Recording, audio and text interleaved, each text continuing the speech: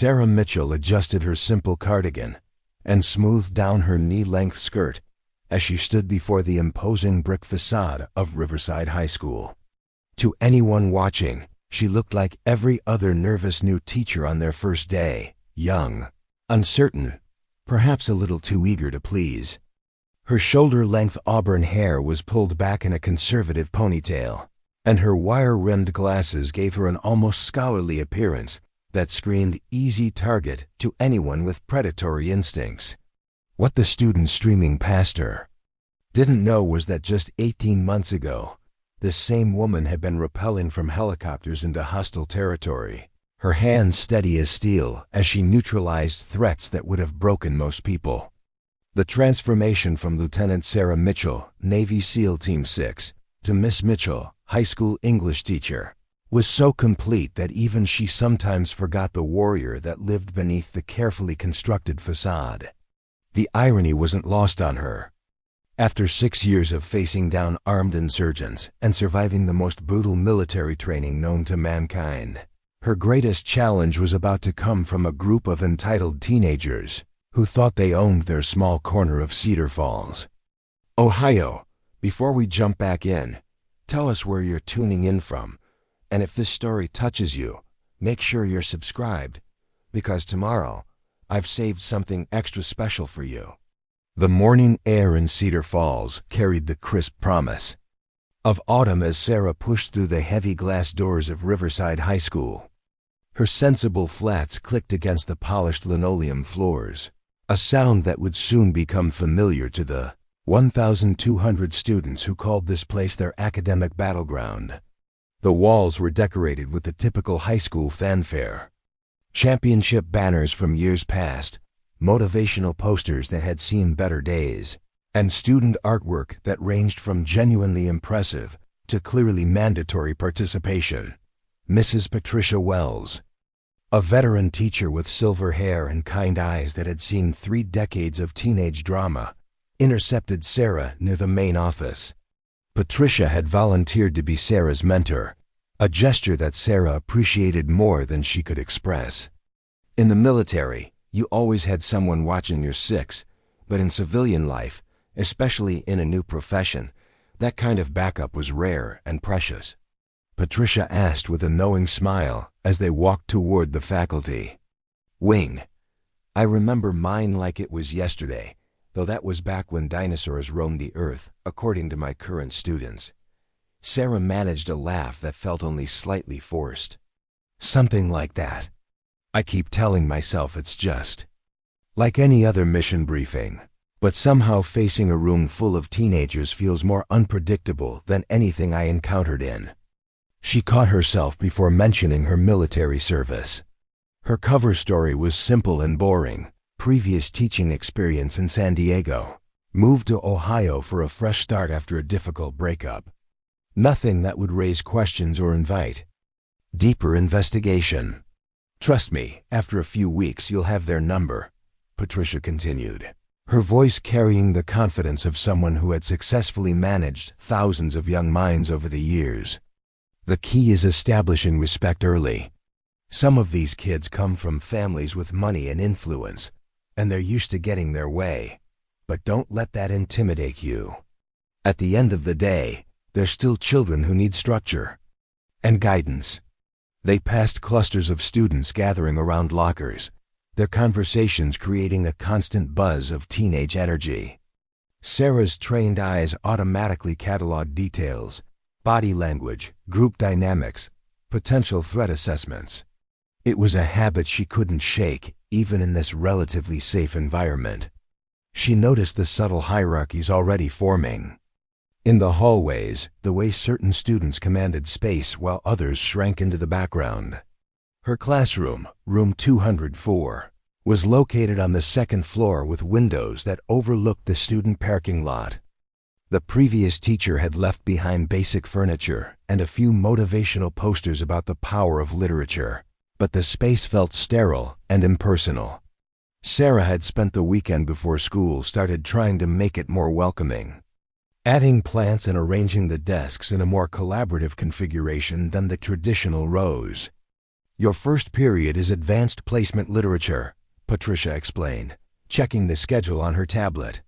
Technically the school's brightest students, though sometimes intelligence and wisdom don't go hand in hand. You'll have some challenges, but overall, they're good kids. Sarah nodded, remembering her own high school experience, which felt like a lifetime ago.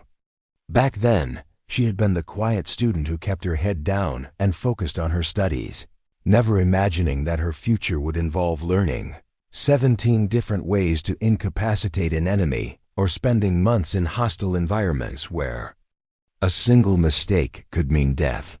The first bell rang, and students began filtering into her classroom with the particular energy that comes with a new school year. Sarah positioned herself by the door, greeting each student with a warm smile and direct eye contact, a habit from military training where situational awareness could mean the difference between life and death. Most of the students seemed pleasant enough, offering polite hellos and taking their seats with the kind of nervous energy that accompanies meeting a new teacher. Then Jake Thompson walked in, and Sarah's instincts immediately went on alert. Jake carried himself with the confidence of someone who had never faced serious consequences for his actions. At 18, he was tall and athletic with the kind of build that suggested regular gym time and good genetics. His Letterman jacket was worn like armor, announcing his status as captain of the football team, and his blonde hair was styled with the kind of casual perfection that took significant time and expensive products to achieve. Behind him came Connor, Davis and Ryan Walsh, his constant companions who moved like satellites around Jake's gravitational pull. Connor was smaller but moved with the quick energy of someone always ready to laugh at his friends' jokes, while Ryan's stockier build and intense stare suggested he was the group's enforcer when situations required more than words. Sarah had seen this dynamic countless times in military units, the alpha personality surrounded by followers who derived their own sense of power from their association with someone they perceived as stronger. The difference was that in the military, that hierarchy served a purpose and was built on actual competence and leadership ability. Here, it seemed based on nothing more than social status and the accident of birth into the right family. Jake's eyes met Sarah's as he entered, and she saw the immediate assessment taking place. He was sizing her up the way predators evaluate potential prey, looking for weakness, uncertainty, anything that could be exploited. Sarah maintained her pleasant teacher expression while mentally cataloging everything about him, from his expensive sneakers to the way he carried his shoulders slightly back in a display of dominance. "Good morning," she said pleasantly as he passed. "Please find a seat anywhere you'd like." Preparing and narrating this story took us a lot of time, so if you are enjoying it, subscribe to our channel. It means a lot to us. Now back to the story. Jake paused, perhaps expecting more deference or recognition of his obvious status in the school hierarchy. When Sarah simply continued greeting other students, he moved to a desk in the back corner where he could survey the entire room, another power play that Sarah recognized but chose not to engage with directly. The next 20 minutes passed smoothly as Sarah introduced herself and began outlining her expectations for the class. She had spent hours preparing this first-day presentation, knowing that establishing the right tone early would determine how the entire semester unfolded. Her teaching philosophy was straightforward. Respect was earned through consistency and fairness, not through intimidation or arbitrary displays of authority. Literature has the power to help us understand perspectives beyond our own experience, she explained, gesturing to the diverse collection of books she had arranged on her desk. This year, we'll explore works that challenge us to think critically about justice, power, and what it means to be human in complex situations. She noticed Jake whispering something to Connor that made both boys snicker, but decided to let it slide for now. Confronting minor disruptions on the first day could escalate unnecessarily, and she wanted to gather more information about the dynamics at play before taking action. Emily Chun, a petite junior with serious dark eyes, raised her hand tentatively. Miss Mitchell, will we be discussing contemporary issues through literature, or focusing more on classical analysis? Sarah smiled, appreciating the thoughtful question. Both, actually. We'll examine how timeless themes in classical literature connect to modern challenges. For example, we might look at how Shakespeare's exploration of power and corruption in Macbeth relates to contemporary examples of leadership failures. Sounds boring, Jake muttered. Just loud enough for several students to hear, but quiet enough to maintain plausible deniability. Sarah's military training had taught her to pick her battles carefully. This wasn't worth a direct confrontation yet, but she filed the information away for future reference. Jake Thompson was clearly used to being the center of attention and wasn't pleased that her classroom didn't revolve around acknowledging his importance. The rest of the period proceeded without major incidents, though Sarah noticed Jake continuing to make small disruptions, tapping his pen loudly during quiet moments, having whispered conversations with his friends, and generally testing the boundaries to see how she would respond. It was classic probing behavior, the kind she had observed in hostile environments where adversaries tested defenses before committing to larger attacks. As students filed out for their next class, Emily Chun lingered behind, approaching Sarah's desk with obvious nervousness. "Miss Mitchell," she said quietly, glancing toward the door to make sure Jake and his friends were gone. "I just wanted to say thank you for making the class about learning instead of other things." Sarah looked up from her lesson plan, sensing there was more to this conversation than simple appreciation. Other things? Emily hesitated, clearly struggling with whether to say more. Some teachers here, they kind of let certain students get away with stuff because of who their families are. It gets old, you know? When you're actually trying to learn, but you have to listen to disruptions and jokes all the time. The picture was becoming clearer. Jake's behavior wasn't just teenage testing of authority. It was part of an established pattern where his family's influence in the community had created a culture of special treatment. Sarah had encountered similar dynamics in various military and civilian contexts, where wealth and connections created alternative rule structures that undermined official authority. "I appreciate you telling me that, Emily," Sarah said carefully. "I believe every student deserves a classroom environment where they can focus on learning. That's going to be my priority this year." Emily smiled with what looked like relief. "Good. And Miss Mitchell? If you need anything, or if you want to know about how things really work around here, Maria in custodial services sees everything. She's been here longer than anyone and actually cares about the students." After Emily left, Sarah sat alone in her classroom, processing the morning's information. In military intelligence, you learn to read between the lines and pay attention to what people didn't say as much as what they did. Emily's warning suggested that Jake Thompson's behavior was part of a larger systemic issue at Riverside High School, one that previous teachers had either been unable or unwilling to address effectively. Sarah's second period was freshman English, a welcome change of pace from the political dynamics of her AP class. The younger students were eager and nervous, still adjusting to high school expectations and genuinely excited about learning. She found herself relaxing into the teaching role, remembering why she had chosen this profession after leaving the military. During her lunch break, she decided to take Emily's advice and seek out Maria Rodriguez. She found the custodial supervisor restocking supplies in a storage closet near the gymnasium, a woman in her 40s with graying hair and intelligent eyes that missed nothing.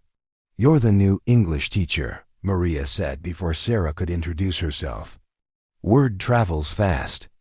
Around here, how was your first morning?" "Interesting," Sarah replied diplomatically. "I'm still learning the lay of the land." Maria paused in her inventory work and studied Sarah with the kind of direct assessment that comes from years of observing human behavior. "Let me guess. Jake Thompson and his crew decided to test the new teacher's boundaries?" Sarah was impressed by the accuracy of the observation. Is it that obvious? Honey, I've been watching that boy and his friends for 4 years now. They think this school exists for their entertainment, and too many adults have enabled that belief. Maria's voice carried a mixture of frustration and resignation. His daddy owns half the car lots in town and contributes heavily to the school board campaigns.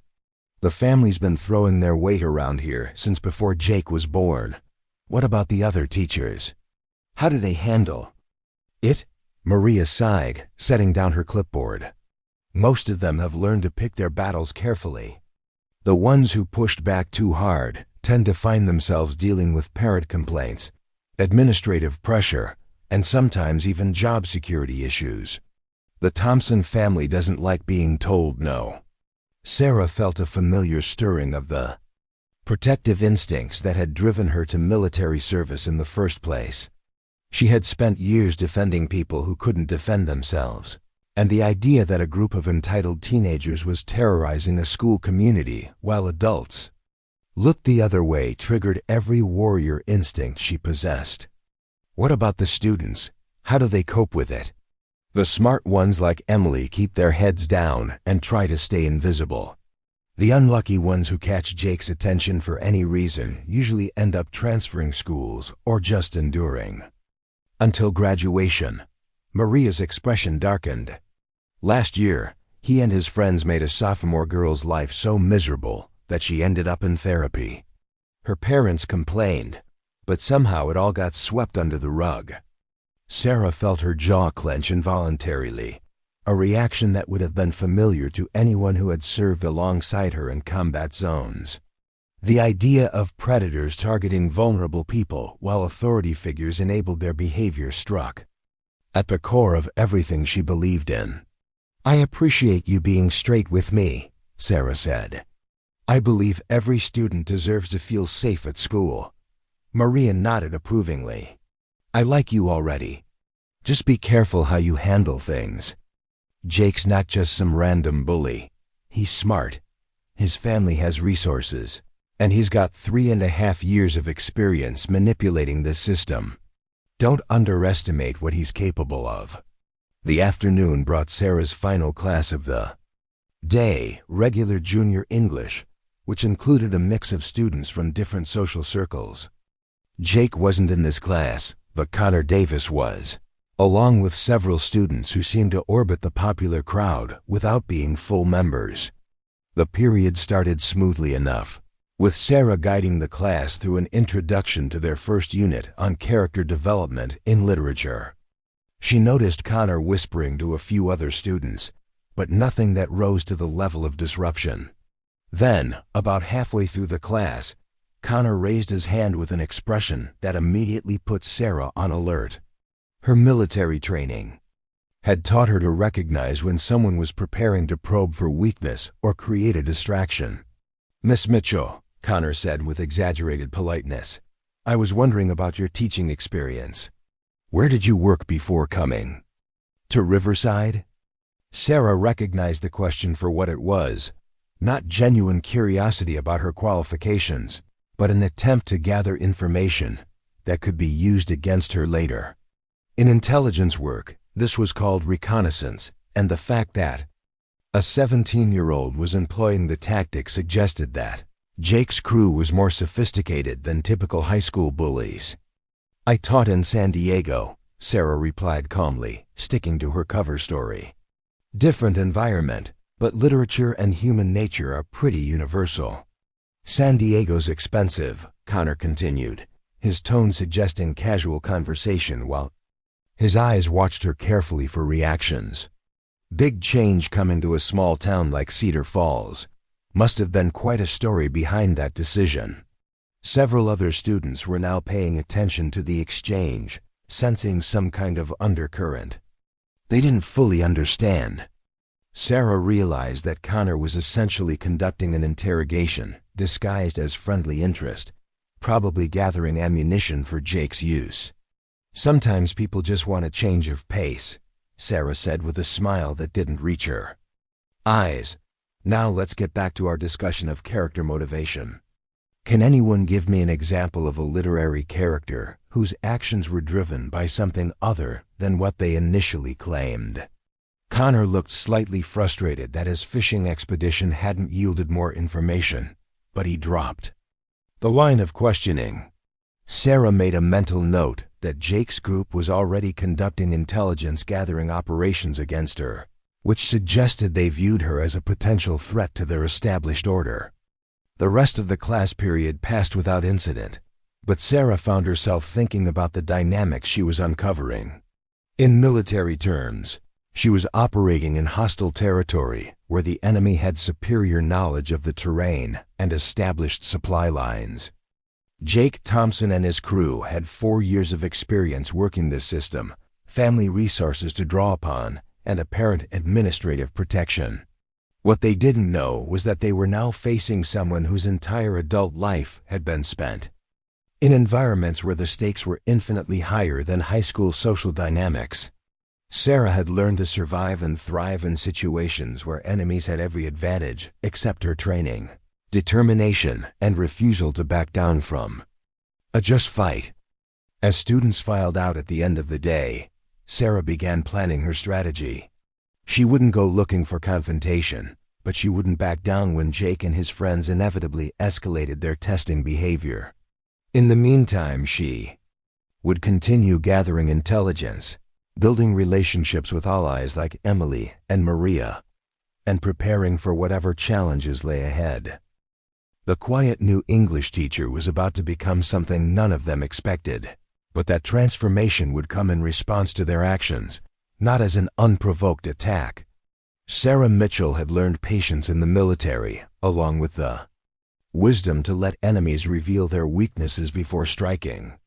Tomorrow would bring new challenges, and Sarah suspected that Jake Thompson was just getting started with his campaign to establish dominance over the newest member of Riverside High School's faculty.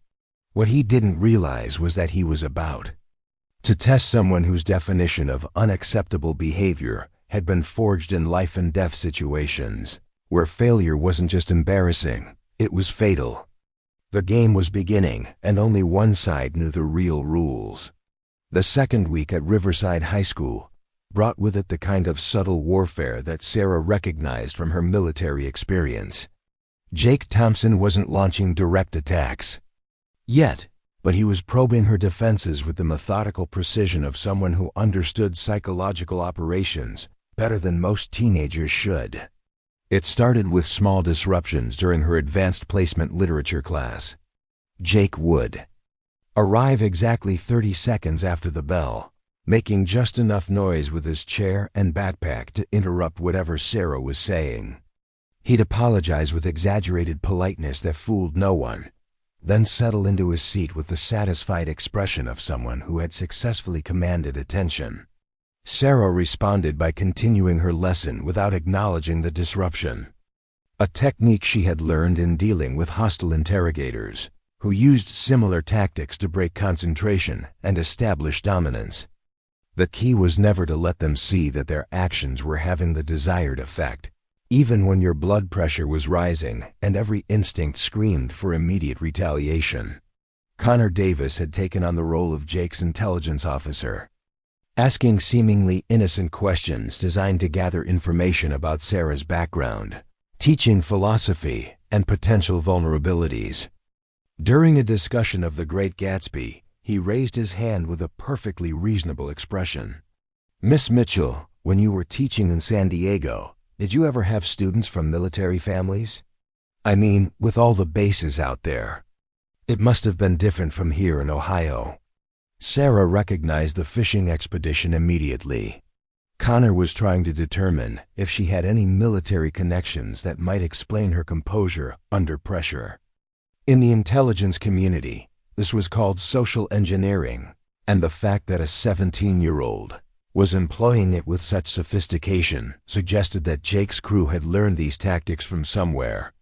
"Every community has its unique characteristics," Sarah replied evenly. "But literature speaks to universal human experiences, regardless of background." She smoothly redirected the conversation back to symbolism in Fitzgerald's work, but she noticed Jake watching her carefully during the exchange. He was learning her patterns, testing her responses, and building a psychological profile that he could exploit later. Ryan Walsh, the third member of their group, preferred more direct methods of intimidation. He had a habit of lingering after class, ostensibly to ask questions about assignments, but actually to invade her personal space and see how she reacted to physical proximity from someone who radiated barely controlled aggression. "Miss Mitchell," he said one afternoon, standing closer to her desk than necessary while she graded papers, "I'm having trouble understanding the symbolism assignment. Could you explain it again?" Sarah looked up calmly, her military training automatically cataloging his stance, hand positions, and escape routes. Ryan was trying to use his size and presence to make her uncomfortable, probably expecting her to back away or show signs of nervousness that would signal vulnerability. Instead, she maintained steady eye contact and spoke in the same professional tone she would use with any student. "The assignment sheet has detailed instructions. Ryan, if you have specific questions about particular symbols, I'd be happy to address those during office hours when I can give you my full attention." Ryan's jaw tightened slightly at her refusal to be intimidated, but he couldn't push further without crossing lines that would give her grounds for administrative action. He mumbled something about maybe coming back later and left with the frustrated energy of someone whose intimidation tactics had failed to produce the desired results. Sarah understood that these were preliminary skirmishes designed to test her responses and identify weaknesses that could be exploited in larger confrontations. Jake and his friends were conducting what military strategists called shaping operations, preparing the battlefield for a more significant engagement that would establish dominance once and for all. The real escalation began during her 4th week at Riverside High School. Sarah had been building relationships with other faculty members, learning more about the school's unspoken power dynamics, and documenting patterns of behavior that painted a disturbing picture of institutional dysfunction. Mrs. Wells had confided that 3 teachers had requested transfers out of Riverside in the past 2 years, all citing philosophical differences with the administration. When pressed for details, Patricia had explained that challenging certain students often resulted in parent complaints that somehow reached the school board level with suspicious speed and coordination. "The Thompson family has been influential in this community for decades," Patricia explained during lunch in the faculty room. "Jake's grandfather was mayor for 12 years. His father owns multiple businesses and sponsors half the athletic programs. When they make their displeasure known, people listen." Sarah absorbed this information while maintaining her cover as a naive new teacher still learning the ropes. In reality, she was conducting the kind of environmental assessment that had kept her alive in hostile territories where local power structures could determine mission success or failure. The first major confrontation came on a Thursday morning when Sarah discovered Emily Chun crying quietly in her classroom before first period. The young woman's usual composed demeanor had cracked, revealing the stress she had been hiding behind academic focus and careful invisibility. "Emily, what's wrong?" Sarah asked, closing the classroom door to provide privacy. "It's nothing, Miss Mitchell. I just had a bad morning." Sarah's training in reading human behavior made it immediately clear that Emily was lying to protect herself or someone else. The girl's body language screamed distress, and there were subtle signs of recent emotional trauma that Sarah recognized from her experience working with civilians in war zones. "Emily, I can see that something significant has upset you. You don't have to tell me what happened, but I want you to know that this classroom is a safe space where students don't have to face problems alone." Emily's composure finally broke, and the story came pouring out between tears and angry frustration. Jake and his friends had cornered her in the parking lot before school, ostensibly to ask about homework for a class they shared. But the real purpose had been intimidation disguised as social interaction. "Jake kept asking me about you," Emily explained, her voice shaking with suppressed anger. "He wanted to know what you and I talked about, whether you'd said anything about him or his friends. When I told him we just discussed literature, he got this look on his face like he didn't believe me." Sarah felt the familiar cold anger that came with discovering that predators were targeting vulnerable people under her protection. In military terms, Emily was a civilian asset who had provided valuable intelligence, and Jake's harassment represented an escalation that required immediate response.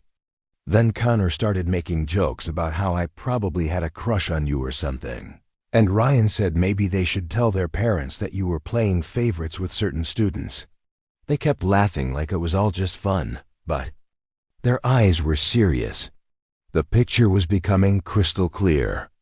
Jake's crew was using intimidation tactics against Emily to gather intelligence about Sarah while simultaneously threatening to weaponize false accusations against her professionally.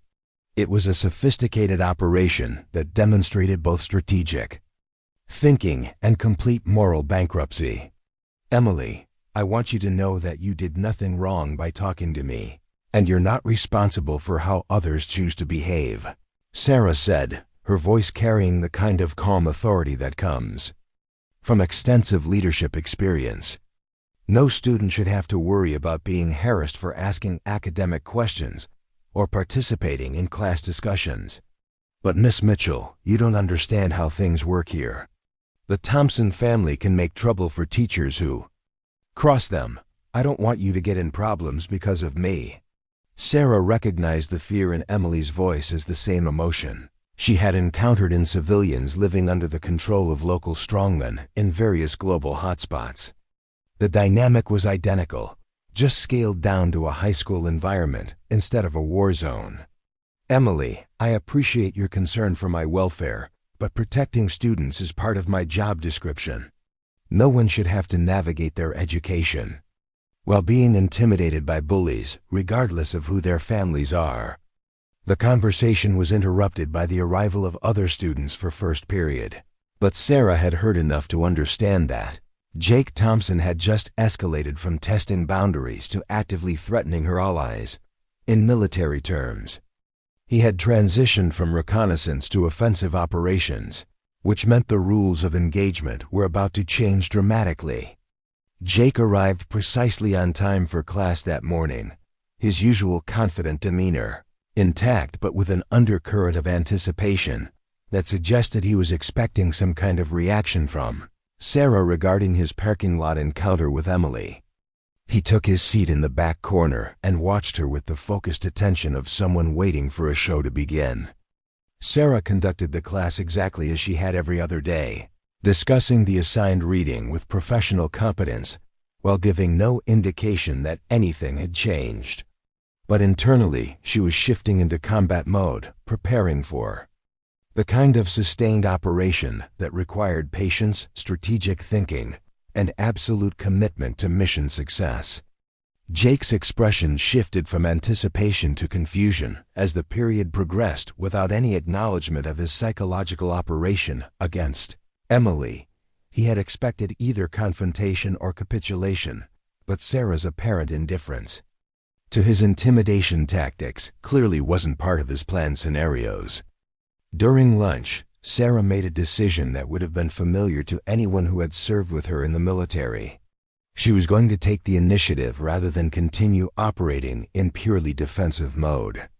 But her approach would be methodical and legally bulletproof, giving Jake and his friends enough rope to hang themselves while building an unassailable case for administrative action.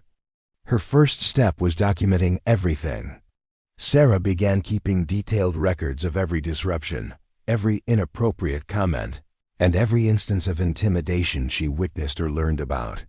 She noted dates, times, witnesses, and specific behaviors with the precision of someone preparing intelligence reports for command review.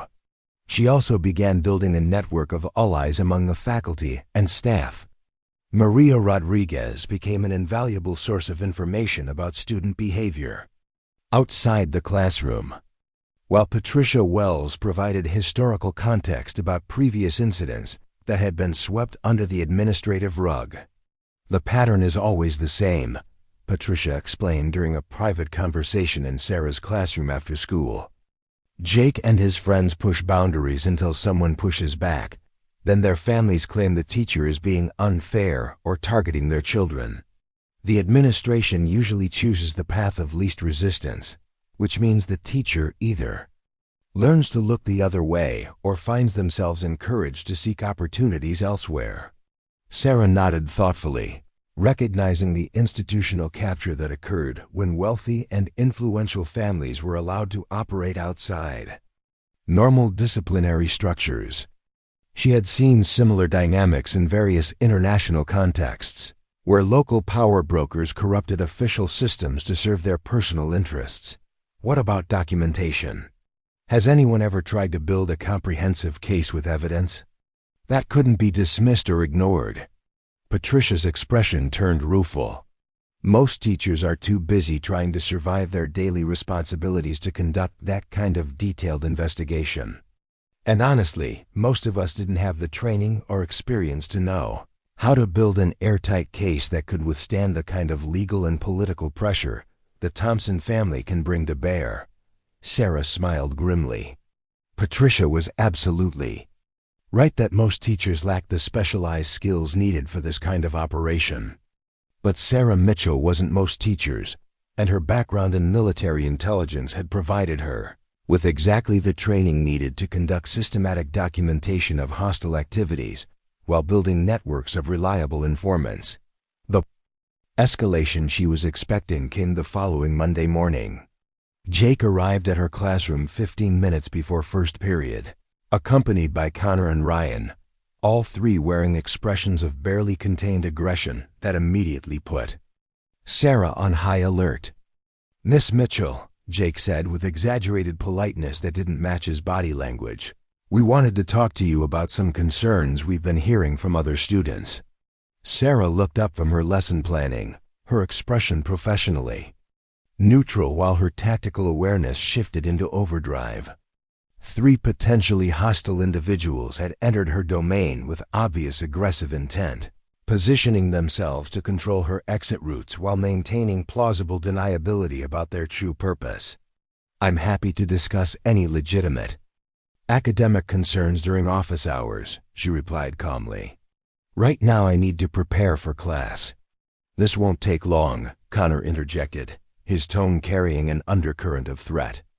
"Some people are saying you've been showing favoritism to certain students and maybe asking inappropriate questions about personal matters." Sarah recognized this as a classic intimidation tactic, using vague accusations that couldn't be specifically refuted while creating an atmosphere of threat and uncertainty. In intelligence work, this was called psychological warfare, designed to make targets feel isolated and vulnerable. "If anyone has specific concerns about my professional conduct, they're welcome to discuss them with the administration through proper channels," Sarah said, her voice maintaining the same calm professionalism while her peripheral vision tracked all 3 students' positions and movements. Ryan stepped closer to her desk, his posture radiating barely controlled aggression. "Maybe you don't understand how things work around here. When students have concerns, they usually get addressed quickly and quietly, without involving a lot of unnecessary bureaucracy." The threat was now explicit enough that Sarah could respond accordingly. In military terms, Jake's crew had just transitioned from psychological operations to direct intimidation, which gave her legal and professional justification for escalating her own response. "I understand perfectly how things should work in a professional educational environment," Sarah replied, standing up slowly to eliminate the psychological advantage of height differential. "Students who have legitimate concerns follow established procedures. Students who attempt to intimidate faculty members face disciplinary consequences." Jake's eyes narrowed at her refusal to be cowed by their implicit threats. "You know, Miss Mitchell, teaching can be a really rewarding profession for people who understand how to work cooperatively with the community. But sometimes teachers who try to change too much too fast find that the job isn't what they expected. Sarah felt the familiar surge of controlled fury that came when enemies revealed their true nature through explicit threats. Jake Thompson had just crossed from teenager testing boundaries to adult-level intimidation tactics, which meant she was now dealing with a genuinely dangerous individual rather than just an immature bully. "Thank you for sharing your perspective on educational cooperation," she said with a smile that anyone familiar with her military background would have recognized as extremely dangerous. "I'll be sure to keep your thoughts in mind as I continue, focusing on providing the best possible learning environment for all of my students."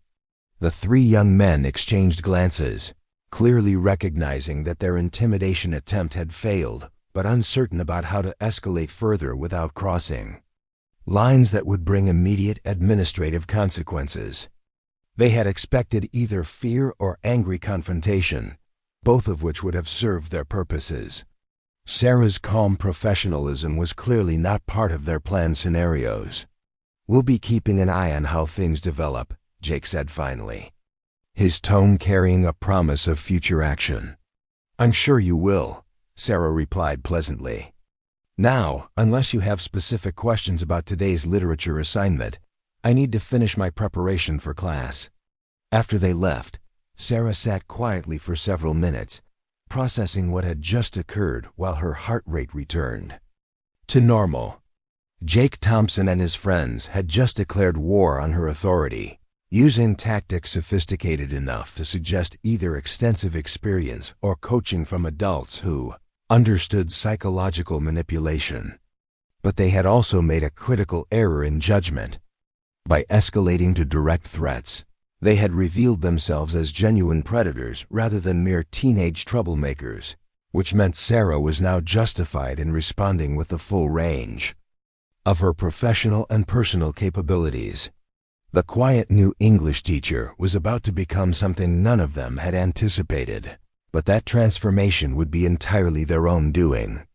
Sarah Mitchell had spent years learning how to neutralize threats while operating within legal and ethical constraints, and Jake Thompson was about to discover what happened when institutional bullies encountered someone whose definition of acceptable behavior had been forged in environments where the stakes were measured in lives rather than social status.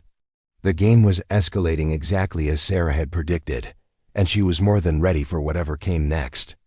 The atmosphere at Riverside High School shifted perceptibly in the days following Jake's direct confrontation with Sarah. Word had spread through the student body with the lightning speed that characterizes teenage communication networks, though the details varied wildly depending on who was telling the story. Some versions painted Jake as defending student rights against an overly strict teacher, while others suggested that the new English instructor had somehow managed to stand her ground against the school's most influential student. Sarah noticed the change immediately. Students who had previously ignored her now watched her movements through the hallways with curious interest. Some seemed hopeful, as if witnessing an adult who might actually challenge the established power structure. Others appeared nervous, perhaps anticipating the kind of administrative backlash that had historically followed any serious challenge to the Thompson family's influence. Emily Chun approached Sarah's desk after class on Wednesday with the hesitant manner of someone delivering intelligence that might be valuable, but was definitely dangerous to possess. "Miss Mitchell," she said quietly, glancing around to ensure they weren't overheard, "I thought you should know that Jake's been asking questions around school. Not just about you, but about your background, where you came from, what kind of references you provided when you got hired." Sarah felt a familiar chill of recognition. Jake Thompson was conducting opposition research with the methodical approach of someone who understood that information warfare could be more effective than direct confrontation. In military intelligence, this was called target development, and it suggested that Jake was planning something significantly more sophisticated than teenage pranks. "What kind of questions specifically?" Sarah asked, her tone remaining casual while her analytical mind began processing threat assessments. He's been talking to other teachers, asking them what they know about your previous job in San Diego. He also had Connor approach some of the office staff, pretending to be interested in the student-teacher program and asking about the hiring process, what kind of background checks they do, that sort of thing. Sarah nodded thoughtfully, recognizing the intelligence-gathering operation for what it was. Jake wasn't just trying to intimidate her anymore. He was building a case for discrediting her professionally. This represented a significant escalation. That suggested either sophisticated strategic thinking or adult guidance from someone who understood how to weaponize institutional processes. Emily, I appreciate you keeping me informed. Has Jake or anyone in his group made any specific threats or inappropriate requests for information? Not exactly threats, Emily replied carefully, but yesterday Ryan asked me if I knew whether you were married or had a boyfriend. When I said I didn't know anything about your personal life, he made some comment about how single women teachers sometimes get lonely and develop inappropriate relationships with students. Sarah felt her jaw clench involuntarily. Ryan Walsh was laying groundwork for character assassination through sexual innuendo, a tactic she had seen used against female personnel in military contexts where enemies couldn't attack professional competence directly. It was particularly insidious because defending against such accusations often gave them more credibility than ignoring them. That's completely inappropriate, Sarah said firmly, and I want you to know that if anyone asks you to participate in spreading rumors or making false statements, you have every right to refuse and report the request to the administration. Emily nodded, but her expression remained troubled. Miss Mitchell, there's something else. Jake's older brother Derek has been hanging around the school parking lot after hours. Maria in custodial mentioned seeing him talking to some of the seniors, and she thought you should know. This information sent immediate alarm signals through Sarah's threat assessment matrix. Derek Thompson was 22 years old, no longer a student, and had no legitimate reason to be conducting business on school property. His presence suggested that Jake's campaign against her was receiving adult support, which dramatically changed the risk profile of the situation. In military terms, Jake had just called in reinforcements from outside the immediate area of operations. Derek represented an escalation to adult-level harassment that could potentially include stalking behaviors, property damage, or direct physical threats.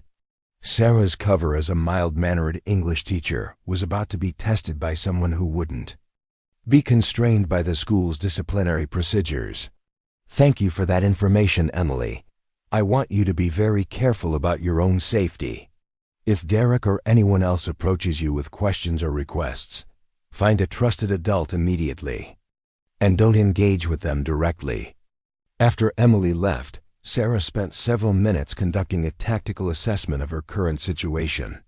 Jake Thompson had successfully escalated from teenage boundary testing to adult-level psychological warfare, complete with intelligence gathering, character assassination attempts, and outside reinforcements. The scope and sophistication of the operation suggested that the Thompson family viewed her as a genuine threat to their control over Riverside High School's social and disciplinary ecosystem. Sarah's military background provided her with extensive experience in exactly this type of asymmetric conflict, where enemies with superior local resources and institutional connections attempted to neutralize threats through indirect methods rather than open confrontation. The key to success in such situations was patience, documentation, and careful preparation for the inevitable moment when enemies overplayed their hand and provided justification for decisive response. Her first priority was hardening her personal security while maintaining her cover as an ordinary teacher. Sarah began varying her routes to and from school, parking in different locations, and maintaining heightened awareness of her surroundings. She also started documenting Derek Thompson's presence on school property, including dates, times, and any interactions she observed. The next escalation came on Friday afternoon as Sarah was leaving the building after staying late to grade papers. She noticed a familiar figure leaning against a pickup truck in the faculty parking lot, positioned to intercept her route to her vehicle. Derek Thompson was larger and more muscular than his younger brother, with the kind of build that suggested regular physical labor combined with weight training. His posture radiated the casual aggression of someone accustomed to using physical intimidation to achieve objectives. Sarah's tactical training immediately kicked in as she assessed the situation. Single adult male in an isolated location, positioned to control her movement, no witnesses in immediate vicinity, and unclear intentions that could range from verbal harassment to physical assault. Her cover identity required her to appear like a typical teacher who might be frightened or intimidated by such a confrontation, but her actual capabilities were more than sufficient to handle whatever Derek Thompson might attempt. "You're Miss Mitchell, right?" Derek called out as she approached, his tone carrying the false friendliness that predators often use to disarm potential victims. "I'm Derek Thompson, Jake's older brother. I was hoping we could have a quick conversation." Sarah maintained her professional demeanor while subtly adjusting her stance to improve her defensive options. "I'm sorry, but I don't discuss student matters with family members outside of official conferences scheduled through the administration." Derek pushed himself away from his truck and took a step closer, using his size advantage in an obvious attempt at intimidation. "See, that's part of the problem. My little brother seems to think you've got some kind of issue with him, and that's creating problems for our whole family. Jake is welcome to discuss any academic concerns through appropriate channels," Sarah replied calmly, her peripheral vision tracking Derek's movements while identifying potential weapons and escape routes. "I treat all students fairly and professionally." "That's not what I'm hearing," Derek continued, moving to position himself between Sarah and her car. "Word is you've been targeting Jake and his friends. Maybe because you've got some kind of agenda against successful families in this community." Sarah recognized the confrontation for what it was. Derek was attempting to establish dominance through physical intimidation, while creating a narrative that painted the Thompson family as victims of her supposed prejudice. It was a sophisticated psychological operation designed to justify whatever escalation might follow. "I'm not sure who's providing you with information about classroom interactions," Sarah said, her voice remaining steady despite the adrenaline beginning to flow through her system. "But I'd suggest you discuss any concerns with the school administration rather than approaching faculty members in parking lots." Derek's expression hardened at her refusal to be intimidated. "Listen, lady, I don't think you understand the situation here. The Thompson family has deep roots in this community, and we don't appreciate outsiders coming in and stirring up trouble for no good reason." The threat was now explicit enough that Sarah could respond accordingly, but she chose to maintain her cover for a few more seconds to see how far Derek was willing to escalate. In military terms, she was allowing the enemy to reveal the full scope of their intentions before engaging. "Mr. Thompson, this conversation is inappropriate and I'm going to end it now. If you continue to block my access to my vehicle, I'll be forced to contact security." Derek laughed harshly. "Security? Lady, you're in Cedar Falls now, not whatever big city you came from. Things work differently here, and the sooner you learn that, the easier your life is going to be." He took another step forward, now close, enough that Sarah could smell cigarettes and beer on his breath. Derek Thompson was either drunk or had been drinking, which made him significantly more unpredictable and dangerous than she had initially assessed. "Last chance to have a reasonable conversation," Derek said, his voice dropping to a more menacing tone. "My family doesn't like having problems with teachers, but we're not going to let some outsider think she can come in here and disrespect us without consequences." Sarah realized that Derek was preparing to escalate to physical contact, probably planning to grab her arm or shoulder in a gesture designed to establish dominance while maintaining plausible deniability about his intentions. It was exactly the kind of boundary-testing behavior that predators use to gauge victim responses before committing to more serious assault. "Mr. Thompson, you need to step back and allow me to leave immediately," Sarah said, her voice carrying a new note of authority that Derek probably attributed to growing fear, but actually represented her transition from civilian teacher to military operator. Instead of complying, Derek reached out toward her shoulder with the confident motion of someone accustomed to using physical intimidation without serious resistance. What happened next would have been difficult for an untrained observer to follow, but the results were unmistakable. Sarah intercepted Derek's reaching hand with a precise defensive movement, redirected his momentum using his own forward motion, and applied a joint lock that immediately dropped him to one knee beside her car. The entire sequence took less than 2 seconds and left Derek Thompson gasping in pain while Sarah maintained control of his wrist with minimal apparent effort. "Mr. Thompson," Sarah said calmly, her voice now carrying the unmistakable tone of someone accustomed to command authority, "you attempted to grab me without permission after making verbal threats. That constitutes assault under Ohio state law, and I would be justified in calling the police to have you arrested." Derek's eyes were wide with shock and pain as he struggled to process what had just happened. The mild-mannered English teacher had just neutralized his physical advantage with techniques that suggested extensive training in close-quarters combat. "However," Sarah continued, maintaining the joint lock while speaking in conversational tones, "I'm willing to consider this a case of poor judgment influenced by alcohol rather than criminal intent, provided you agree to certain conditions." Derek nodded frantically, his previous confidence replaced by genuine fear as he realized he was completely helpless in her grip. "First, you will never approach me or any other faculty member in a threatening manner again. Second, you will stay off school property unless you have legitimate business that's been approved by the administration. Third, you will encourage your brother to resolve any academic concerns through proper channels, rather than attempting intimidation or harassment." Sarah released the joint lock and stepped back, watching as Derek struggled to his feet while flexing his wrist and staring at her with a mixture of confusion and newfound respect. "Do we have an understanding, Mr. Thompson?" Derek nodded silently, his earlier bravado completely deflated by the demonstration that he was dealing with someone far more dangerous than he had anticipated. "Excellent.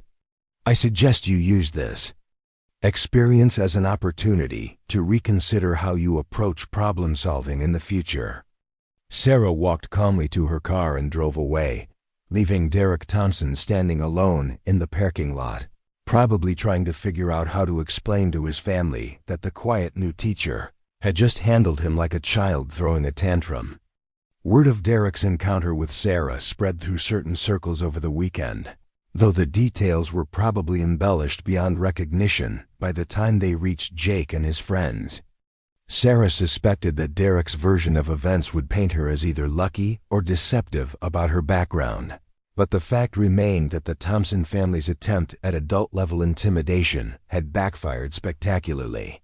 Monday morning brought a noticeable shift in Jake's behavior during first-period advanced placement literature.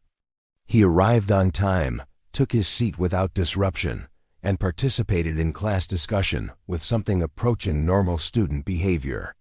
Sarah recognized this as either genuine recalibration based on new information about her capabilities, or tactical regrouping before attempting a different approach.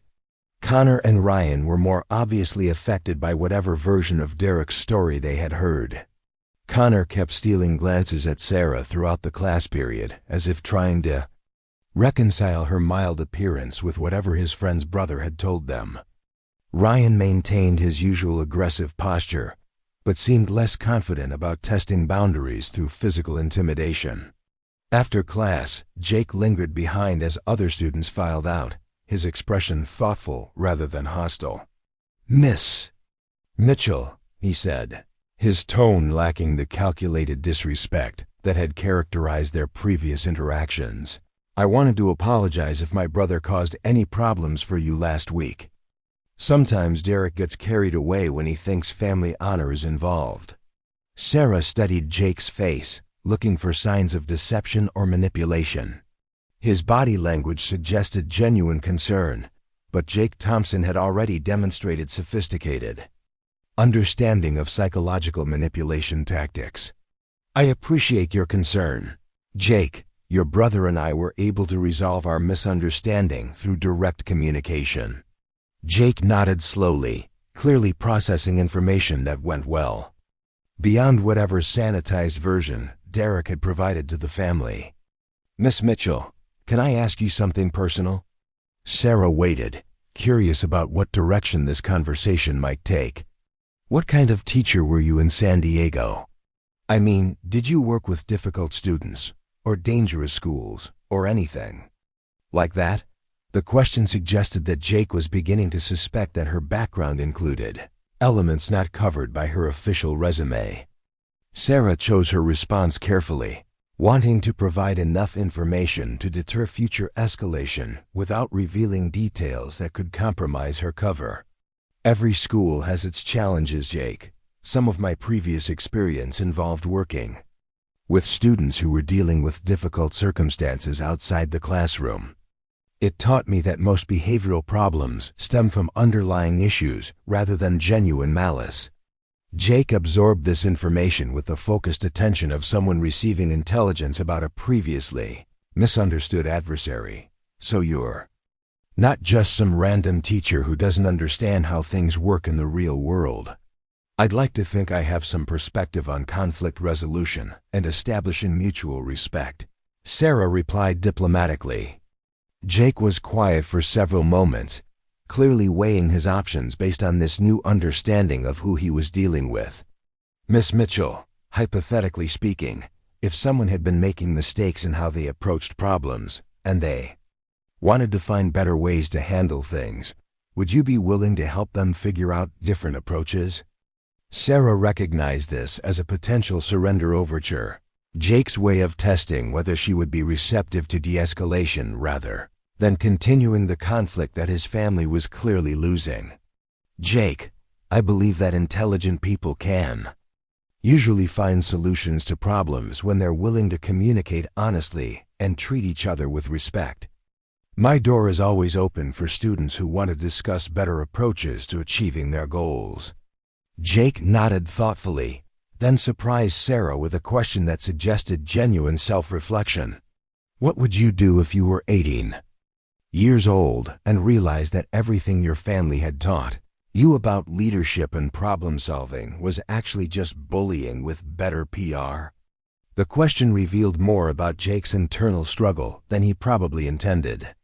Sarah realized that Derek's failed intimidation attempt had forced Jake to confront the possibility that his family's approach to conflict resolution was not only morally questionable, but also practically ineffective against people who possessed real strength rather than mere social positioning.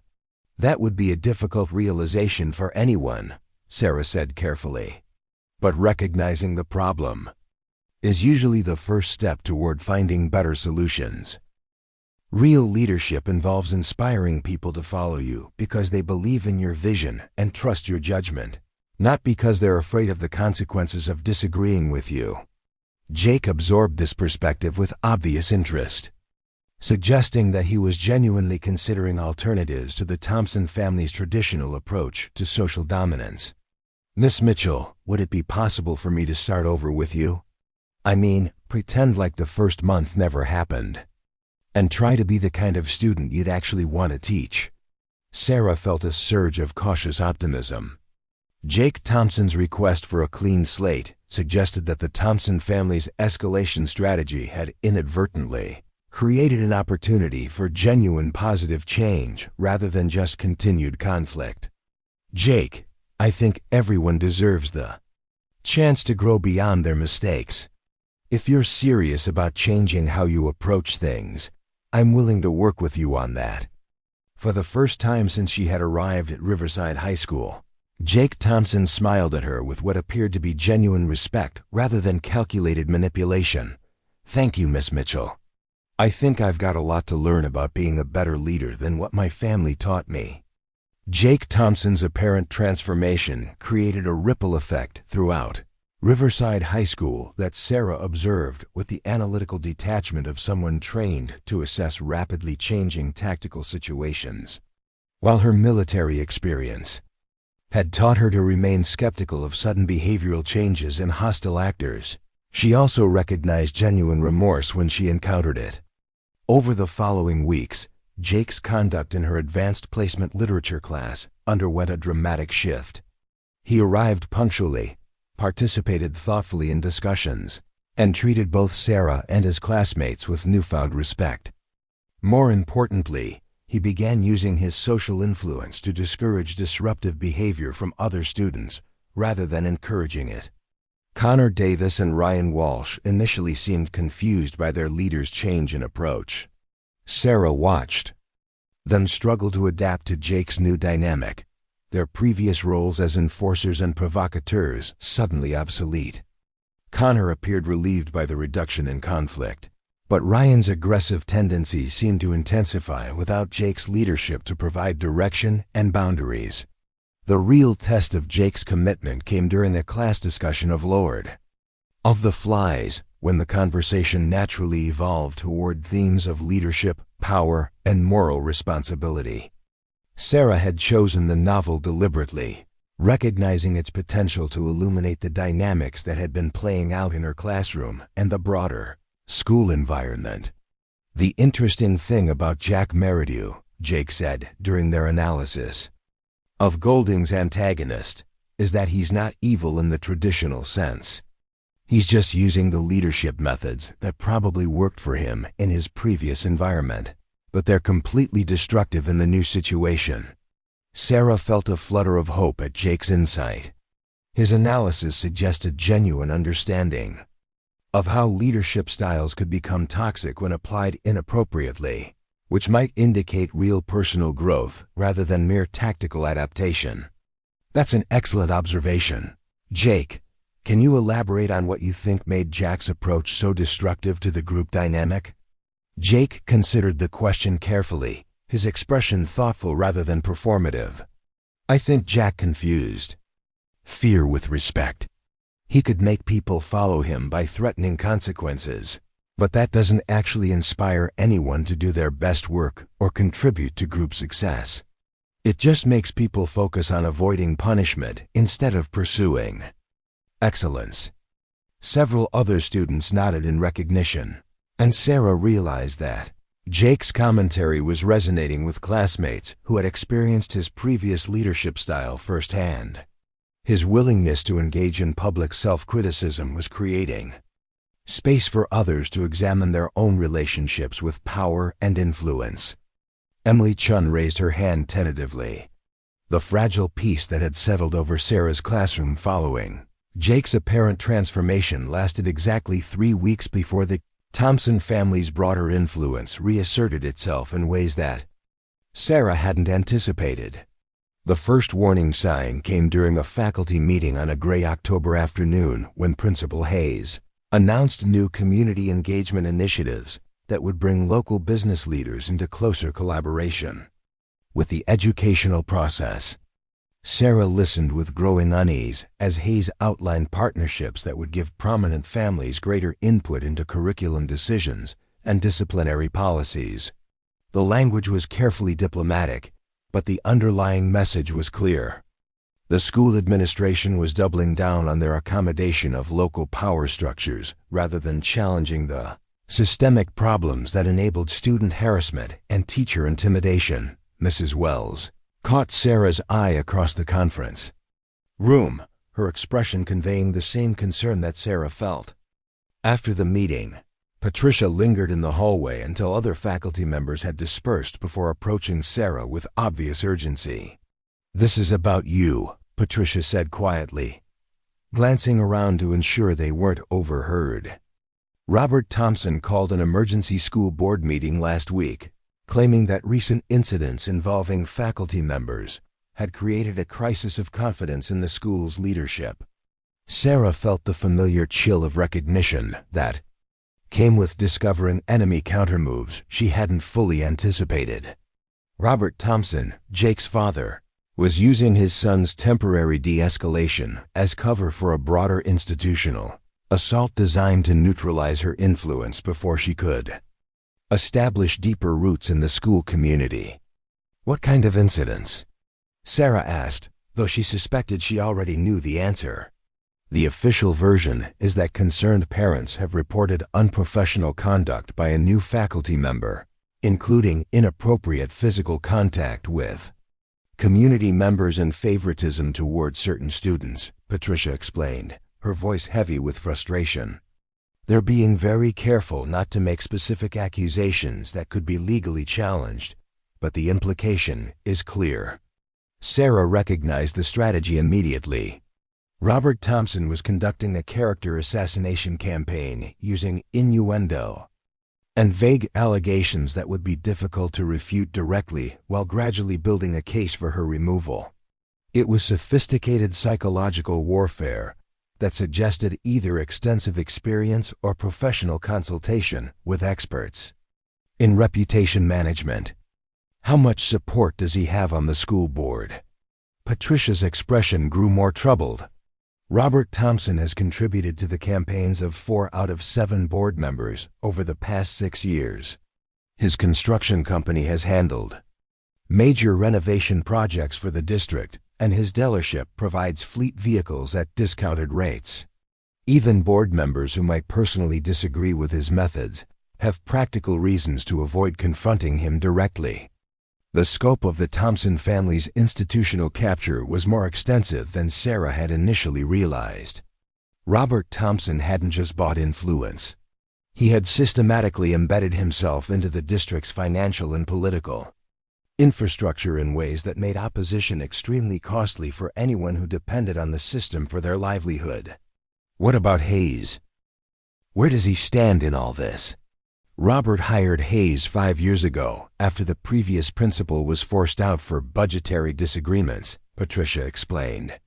Hayes is competent at educational administration, but he's also smart enough to understand that his job security depends on maintaining good relationships with the families who actually control district resources. Sarah absorbed this information while conducting a strategic assessment of her current position. The Thompson family had used Jake's behavioral problems as a probe to identify her as a potential threat, then escalated through Derek's failed intimidation attempt, and was now implementing a systematic campaign to remove her through institutional pressure rather than direct confrontation. In military terms, they had transitioned from tactical skirmishes to strategic warfare, bringing superior resources and local intelligence to bear in an environment where Sarah's combat skills provided no advantage against bureaucratic and political maneuvering. "Patricia, I appreciate you keeping me informed about these developments. Has anyone suggested specific actions the administration might take?" The current proposal is a comprehensive review of all new faculty members to ensure they're meeting community standards and district expectations, Patricia said carefully. "It's presented as a quality assurance measure, but everyone understands that it's really about creating justification for removing teachers who don't fit the political climate." Sarah recognized this as a classic institutional purge, using procedural mechanisms to eliminate opponents while maintaining the appearance of legitimate administrative action. She had observed similar tactics in various international contexts where authoritarian forces used bureaucratic processes to neutralize threats without resorting to obviously illegal methods. The conversation was interrupted by rapid footsteps in the hallway. Emily Chun appeared around the corner, moving with the urgent energy of someone carrying important intelligence. Her usual careful composure was replaced by obvious agitation that immediately put Sarah on alert. "Miss Mitchell, Mrs. Wells, I'm so sorry to interrupt, but something's happening that you need to know about right away." Sarah gestured for Emily to continue, her tactical awareness shifting into high gear as she prepared for whatever crisis might be developing.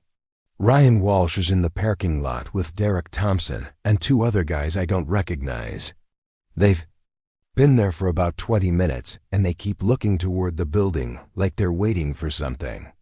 The information triggered immediate alarm responses in Sarah's threat assessment matrix. Ryan Walsh had become increasingly unstable following Jake's transformation, his aggressive tendencies no longer constrained by group discipline or clear objectives. His alliance with Derek Thompson suggested that the adult branch of the Thompson family was attempting to maintain pressure through alternative channels. "Emily, are there other students in the parking lot right now?" "A few, but most people have already left for the day. Maria noticed them first and asked me to find you because she thought the situation looked potentially dangerous." Sarah appreciated Maria's instincts and Emily's courage in delivering the warning, but the developing situation represented exactly the kind of escalation that could provide Robert Thompson with ammunition for his administrative campaign against her. If Ryan and Derek created a confrontation that resulted in police involvement or student injuries, the incident would be used to justify her removal, regardless of who initiated the conflict. "Thank you for the warning, Emily. I want you to go directly to the main office and stay there until this situation is resolved. Mrs. Wells, could you notify building security and ask them to monitor the parking lot situation?" Patricia nodded grimly, understanding the potential implications of whatever was developing outside. "Sarah, you should probably stay inside until we know more about their intentions. If Derek Thompson is involved, this could escalate beyond normal student discipline issues." Sarah appreciated Patricia's concern, but her military training had taught her that allowing hostile forces to choose the time and place of engagement was almost always a tactical mistake. Ryan Walsh and Derek Thompson were clearly planning something that required her presence or participation, and waiting passively for their next move would only give them additional time to prepare whatever trap they were setting. "I understand the risks, Patricia, but I can't allow students or staff to be threatened while I hide in the building. Let me handle this situation, and please make sure that appropriate authorities are notified if things escalate beyond what I can manage alone." Sarah made her way toward the exit, her mental state shifting into the combat mindset that had kept her alive during multiple deployments in hostile environments. She was no longer Sarah Mitchell, mild-mannered English teacher. She was Lieutenant Mitchell, Navy SEAL, preparing to neutralize a threat to civilians under her protection. The October air was crisp and carried the scent of fallen leaves as Sarah stepped into the faculty parking lot. Ryan Walsh stood near a lifted pickup truck with Derek Thompson and two other men in their early 20s, all of them displaying the kind of aggressive posturing that suggested they were psychologically preparing for confrontation. Sarah recognized the tactical situation immediately. 4 adult males positioned to control her movement options, probably armed with at least improvised weapons, and operating in an environment where witnesses would be limited and response times for official help would be measured in minutes rather than seconds. Ryan noticed her approach first, his expression shifting from nervous anticipation to predatory satisfaction as he realized his target had appeared as expected.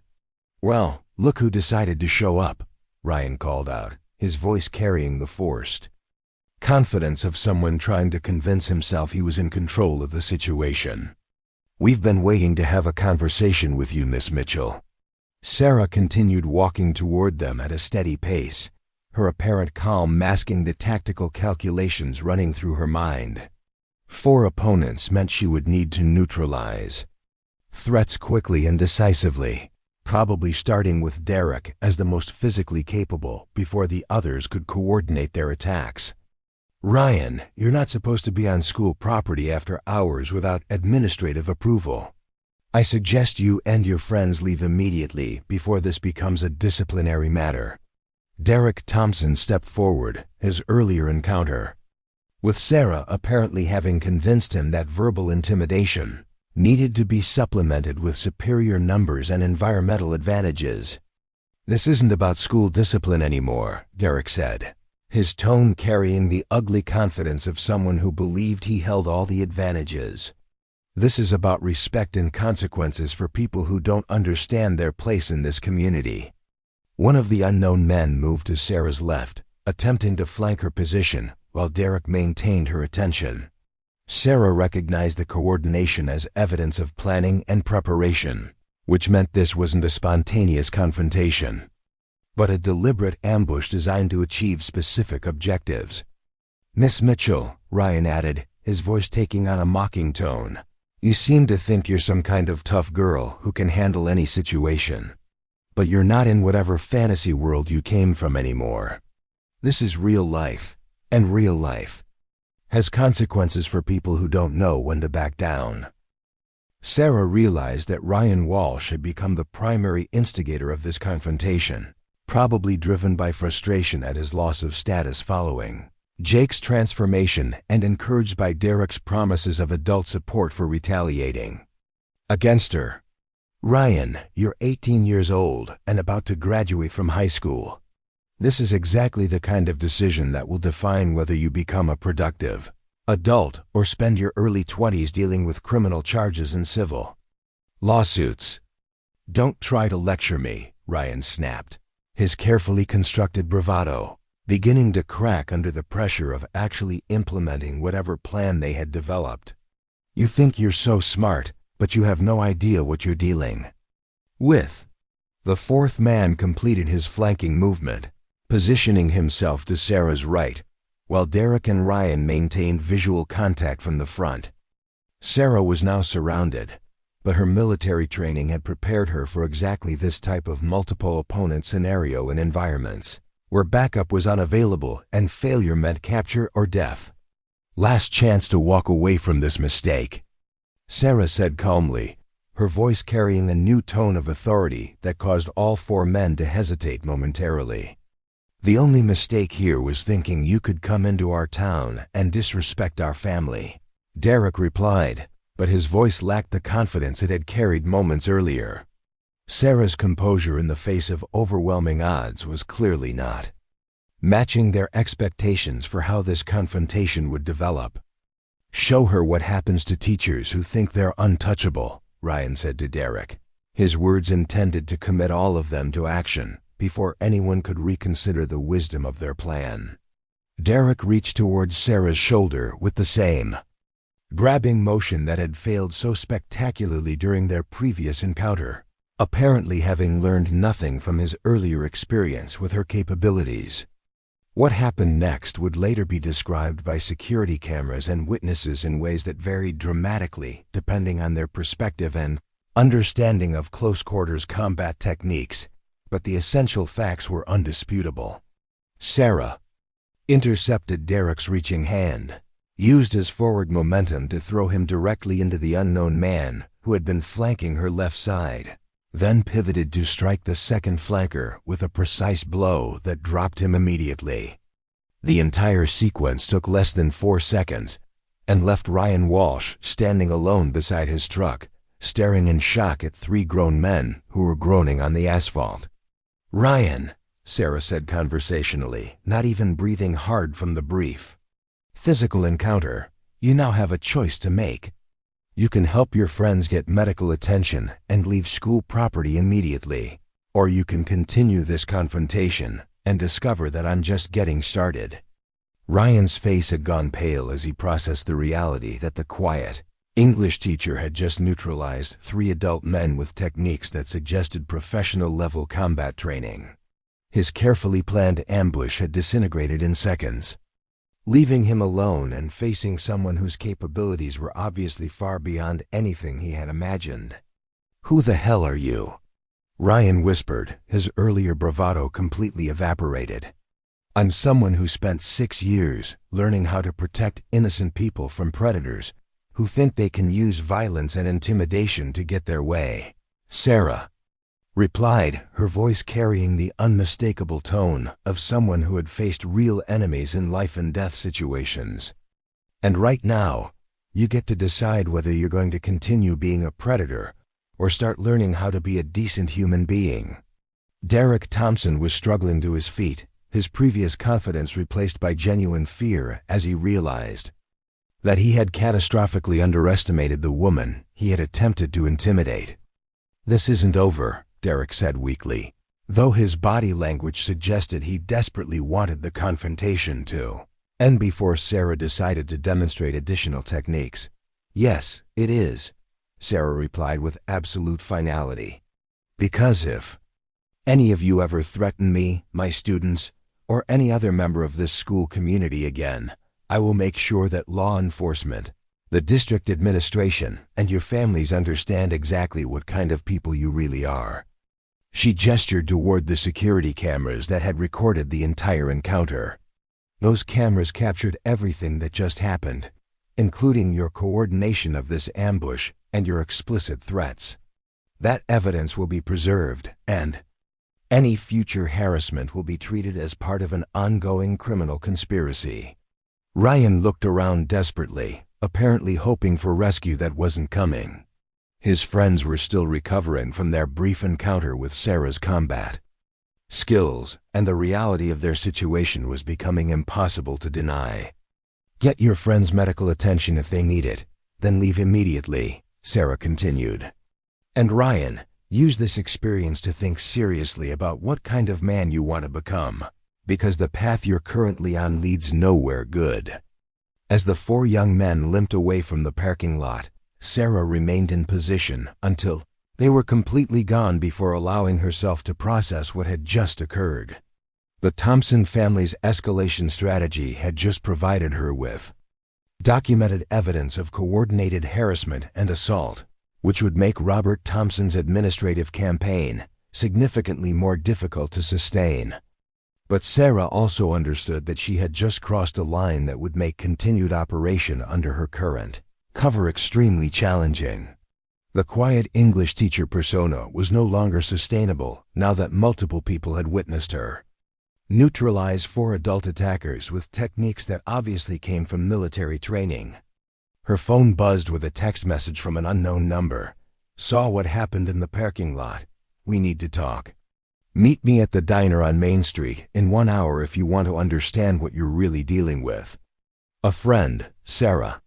Stared at the message, her tactical instincts immediately analyzing the potential threats and opportunities it represented. Someone had been watching the confrontation, possessed her personal phone number, and claimed to have information about the broader situation she was facing. In military intelligence, unsolicited contact from unknown sources was always treated as potentially hostile until proven otherwise. But Sarah's current circumstances suggested that she might need allies with knowledge of local power structures that she couldn't develop through normal channels. As she drove toward the meeting location, Sarah reflected on how dramatically her situation at Riverside High School had evolved since her first day as the mild-mannered new English teacher.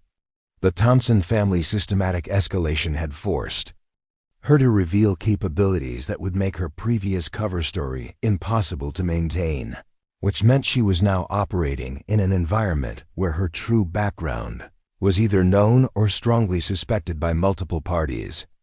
But she had also successfully neutralized the immediate physical threat posed by Derek Thompson and Ryan Walsh, while gathering evidence that could be used to protect other potential victims of their harassment campaign. The confrontation had been decisive enough that neither of them was likely to attempt direct physical intimidation again without significantly more preparation and resources. The question now was whether the mysterious contact represented another threat requiring neutralization or a potential ally who could help her understand the full scope of what she was facing in Cedar Falls, Ohio. The Cedar Falls Diner occupied a corner building on Main Street that had probably been serving coffee and comfort food since the 1950s, its red vinyl booths and black and white checkered floor creating the kind of timeless atmosphere that suggested countless conversations had taken place within its walls. Sarah arrived 15 minutes early, her military training dictating that she scout the environment and identify potential threats before any meeting with unknown contacts. She chose a booth near the back exit with clear sight lines to both entrances, positioning herself so that she could observe approaching vehicles through the large front windows. The dinner crowd was typical for a Tuesday evening in a small Ohio town, families with young children, elderly couples sharing quiet meals, and a few solitary diners reading newspapers or checking their phones. At exactly the appointed time, a woman in her mid-40s entered the diner, scanning the interior with the purposeful gaze of someone looking for a specific person. She was professionally dressed in a way that suggested either business or law enforcement background. Her auburn hair pulled back in a practical style, and her movements carrying the confident bearing of someone accustomed to command authority. The woman spotted Sarah immediately and approached her booth with measured steps, her expression serious but not hostile. As she drew closer, Sarah noticed details that triggered recognition patterns from her military experience. The way the woman's jacket was cut to conceal a sidearm, the tactical awareness in her visual scanning, and a controlled posture that suggested extensive training in personal protection. "Miss Mitchell," the woman said quietly as she slid into the booth across from Sarah. "My name is Detective Angela Martinez with the Ohio Bureau of Criminal Investigation. I apologize for the dramatic approach, but the circumstances surrounding your situation require discretion that normal official channels can't provide." Sarah felt a mixture of relief and concern at this revelation. Detective Martinez represented official law enforcement, which meant potential support against the Thompson family's harassment campaign. But her presence also suggested that Sarah's activities had attracted attention from state-level authorities. "Detective Martinez, I appreciate you reaching out, but I'm not sure what circumstances you're referring to. I'm just a high school English teacher trying to do my job." Martinez smiled slightly, her expression conveying both understanding and skepticism. "Miss Mitchell, we both know that's not entirely accurate. Your performance in the parking lot this afternoon was captured not only by school security cameras, but also by surveillance equipment that the Bureau has been using to monitor certain activities in Cedar Falls." The revelation that state law enforcement had been conducting surveillance operations in Cedar Falls triggered immediate questions about the scope and nature of whatever investigation was underway. Sarah maintained her professional demeanor while rapidly processing the implications of this unexpected development. What kind of activities require Bureau surveillance in a small town like Cedar Falls? The kind that involves systematic corruption of public institutions, witness intimidation, and organized harassment campaigns designed to silence people who threaten established power structures.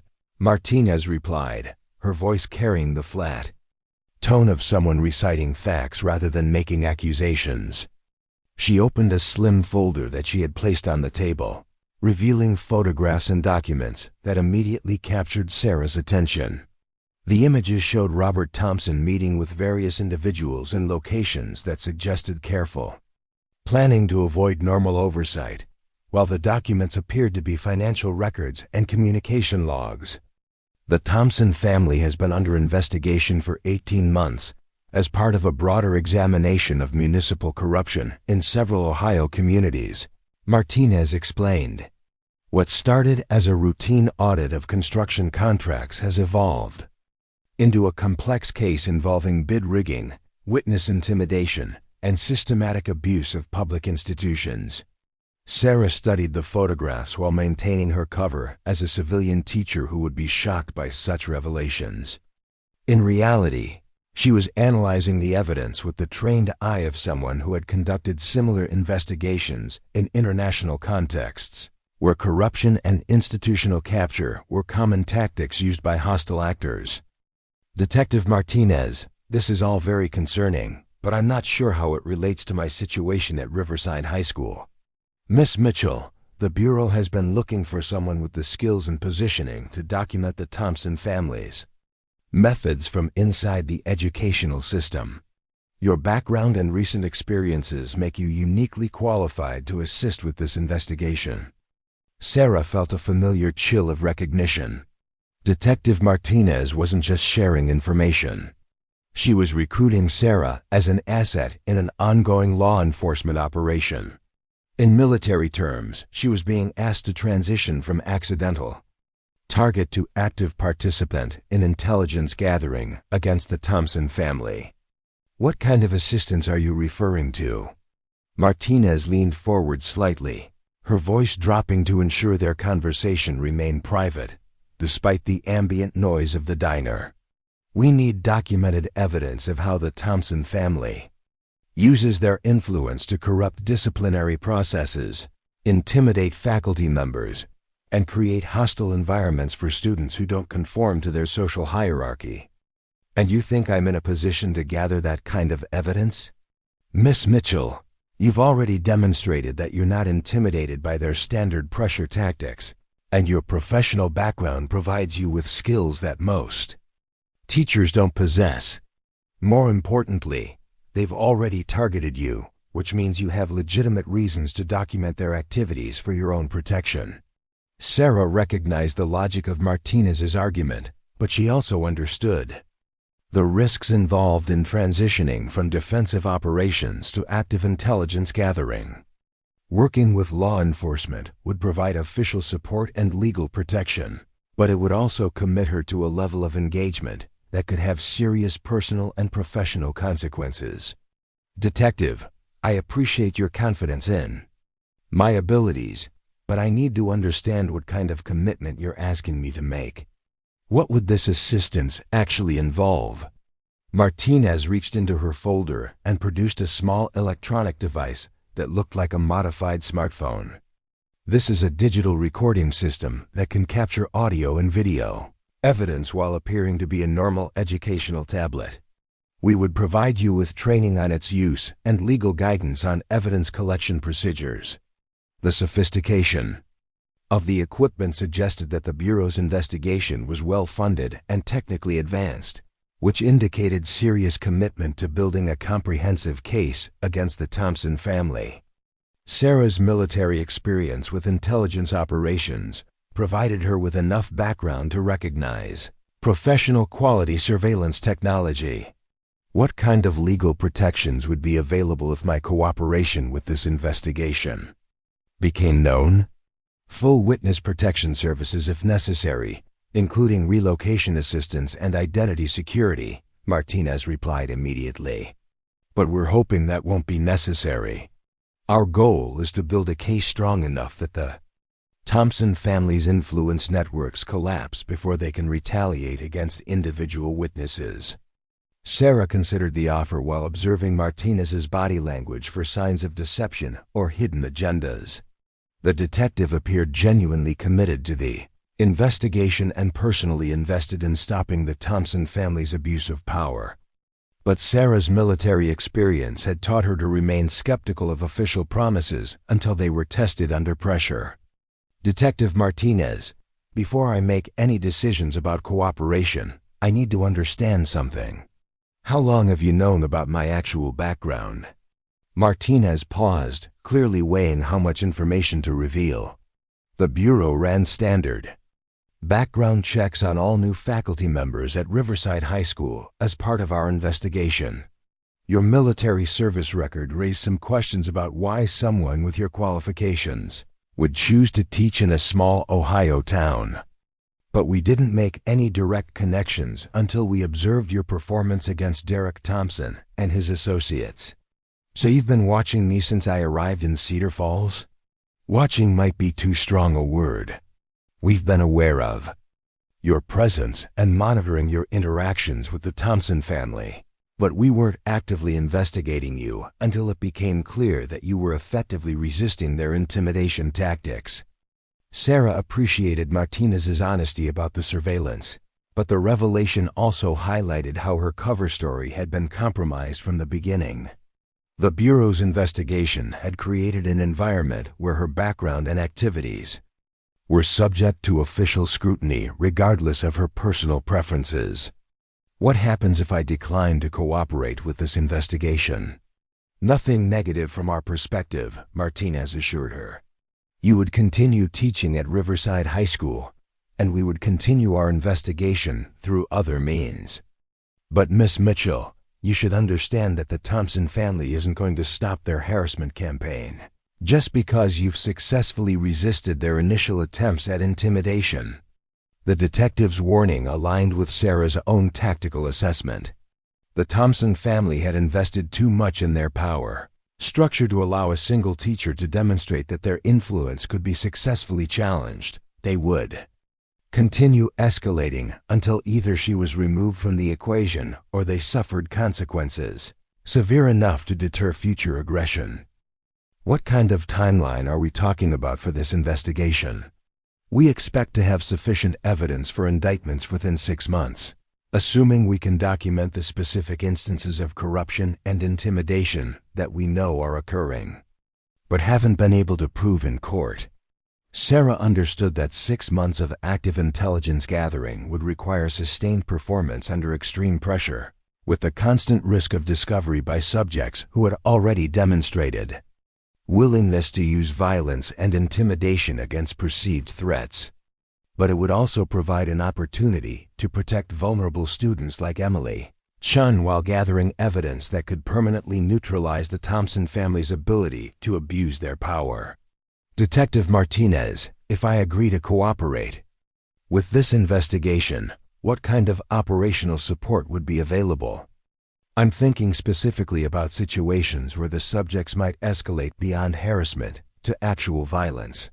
Full tactical support, including emergency response teams and real-time monitoring of your safety, Martinez replied. We understand that you're capable of handling most situations independently, but we're not asking you to operate without backup against subjects who have already demonstrated criminal intent. The promise of tactical support addressed Sarah's primary concern about accepting the assignment.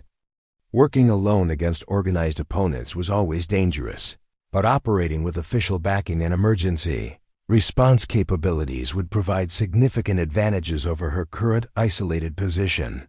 I need 24 hours to consider this proposal, Sarah said finally.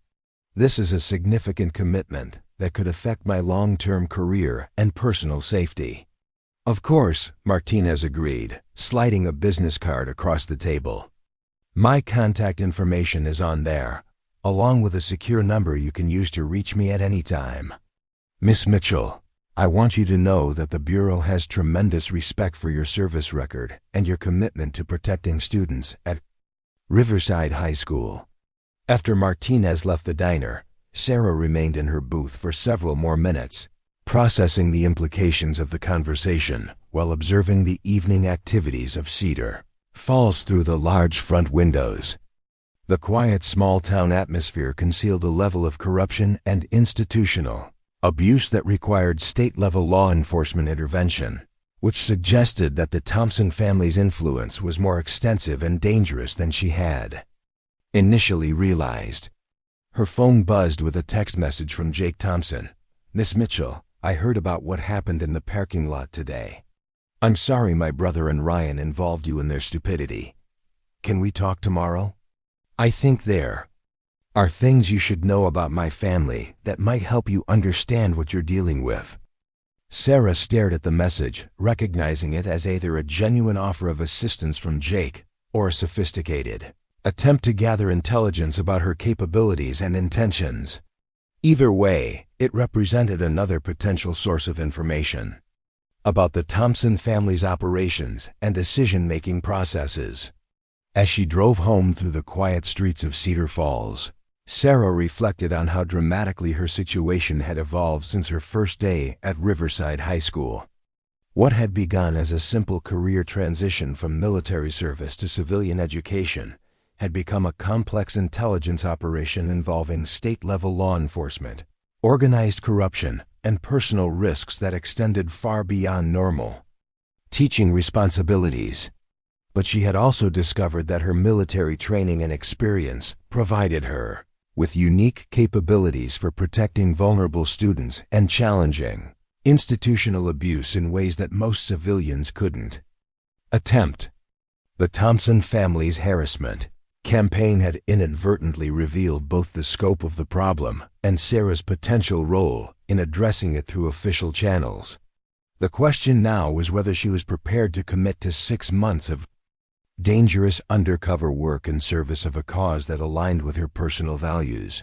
but could permanently alter her civilian life. The decision would determine not only her own future, but also the safety and well-being of students like Emily Chun, who depended on adults with the courage and capability to stand up to institutional bullies. Sarah Mitchell had spent her adult life in service to causes larger than herself, and the situation in Cedar Falls represented exactly the kind of mission that had originally motivated her to seek military service. The Thompson family's abuse of power was a threat to the community's most vulnerable members, and she possessed the skills and positioning to address that threat through official channels that could provide lasting protection rather than temporary deterrence. By the time she reached her apartment, Sarah had made her decision. Tomorrow she would contact Detective Martinez and accept the assignment, beginning a new phase of her mission to protect the students and faculty of Riverside High School from predators who believed their wealth and influence placed them above the law. The November morning that would forever change the power dynamics at Riverside High School began with an emergency faculty meeting called by Principal Hayes at 7:30. In the morning, Sarah arrived to find her colleagues gathered in the conference room with expressions ranging from confusion to outright concern, their usual pre-class energy replaced by an atmosphere of nervous tension. Hayes stood at the front of the room, with Robert Thompson beside him, the older man's presence immediately explaining the source of everyone's unease. Robert Thompson commanded attention through sheer force of personality and economic influence, his expensive suit and confident bearing marking him as someone accustomed to being the most important person in any room he entered. "Ladies and gentlemen," Hayes began, his voice carrying the strained cheerfulness of someone delivering bad news while trying to maintain morale. "Mr. Thompson has graciously volunteered to share some concerns that have been brought to his attention regarding our schools, educational environment, and community relationships." Sarah felt Detective Martinez's recording device in her jacket pocket, the small weight serving as a reminder of her dual role as teacher and intelligence asset. She had been gathering evidence for 3 weeks now, documenting the subtle ways that Thompson family influence corrupted normal disciplinary and academic processes. Robert Thompson stepped forward with the practiced ease of someone who had addressed countless meetings where his opinion carried the weight of economic necessity. His eyes swept the assembled faculty with calculating assessment, pausing briefly on Sarah before moving on without obvious recognition. "I want to thank Principal Hayes for allowing me to address these important issues directly with the people who shape our children's daily educational experience," Robert began, his tone carrying the false warmth that politicians and businessmen used when delivering ultimatums disguised as requests for cooperation. "Over the past several weeks, I've received concerning reports about certain faculty members who seem to be struggling with the transition to our community's educational philosophy and values. These individuals appear to be having difficulty understanding that effective teaching requires collaboration with families rather than confrontation." Sarah recognized the carefully crafted language as a direct attack on her methods, though Robert was being strategic enough to avoid specific accusations that could be legally challenged. She activated the recording device through a subtle gesture that appeared to be adjusting her jacket, beginning documentation of what promised to be an important piece of evidence. "Now I want to be clear that we appreciate diversity of thought and teaching approaches," Robert continued, his voice taking on the patronizing tone that wealthy people often used when explaining reality to those they considered intellectually inferior. "But there's a difference between innovative education and disruptive behavior that undermines the collaborative relationship between families and schools." Mrs. Wells shifted uncomfortably in her seat, her expression suggesting that she understood exactly who was being targeted by Robert's deliberately vague accusations. Several other faculty members exchanged glances that conveyed similar recognition, though none appeared willing to challenge Thompson directly in this forum.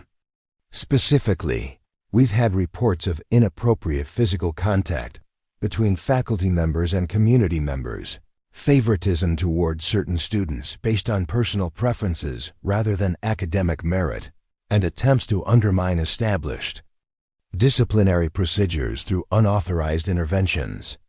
The accusations were sophisticated enough to sound plausible to anyone who didn't understand the actual circumstances, while being vague enough to make direct refutation difficult.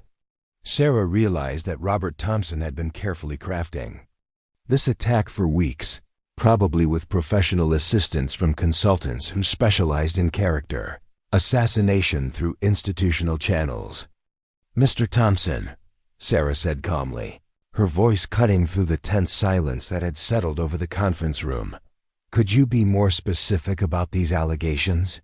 As faculty members, we deserve to understand exactly what behaviors are being characterized as problematic so we can address any legitimate concerns." Robert's eyes locked onto Sarah's with the focused intensity of a predator who had been waiting for his target to reveal herself. His expression shifted from false benevolence to barely concealed hostility as he realized that she wasn't going to remain silent while being attacked through innuendo and implication. "Miss Mitchell, I appreciate your interest in clarification," Robert replied, his tone now carrying an edge that suggested barely controlled anger. "Perhaps you could help us understand why a new faculty member would feel it necessary to engage in physical confrontations with community members rather than addressing concerns through appropriate administrative channels." Sarah felt the familiar surge of controlled fury that came when enemies revealed their true nature through direct attack. Robert Thompson had just abandoned subtlety in favor of explicit accusation, which meant he was confident enough in his institutional protection to risk open confrontation with someone whose capabilities he clearly didn't fully understand. "Mr. Thompson, I think there may be some misunderstanding about the nature of recent incidents. If community members have concerns about my professional conduct, I'm certainly willing to address them through proper procedures that ensure fairness and accuracy." "Fair procedures," Robert repeated with a harsh laugh that conveyed contempt for the concept. "Miss Mitchell, fairness requires understanding that this community has certain expectations about how problems are resolved. And those expectations don't include outsiders who think they can impose their own values on families who have lived here for generations." The mask was now completely off. Robert Thompson was openly asserting that his family's wealth and local influence entitled them to operate outside normal rules of professional conduct and legal accountability. Sarah understood that this moment represented the breaking point where subtlety and diplomacy would give way to direct confrontation. "Mr. Thompson, every member of this school community deserves to be treated with respect and dignity, regardless of their family's economic status or political connections. That includes students who might not have the social advantages that protect others from bullying and harassment." Robert's face darkened with genuine anger as Sarah's words struck directly at the heart of his family's power structure.